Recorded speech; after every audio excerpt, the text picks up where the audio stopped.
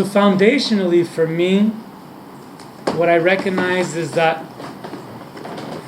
love is a state, not an action, not a formula, not a relating style. Love is a state of being.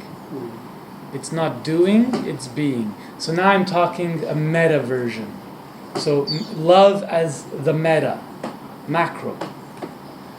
So love is a state of being. When we judge the outside world and we're trying to contrive the outside world, it's not the state of allowing. It's not the state of being. For me, the state of being, of love, is a vibration, it's a resonance, it's an acceptance, it's an appreciation, and it's a state that I feel internally.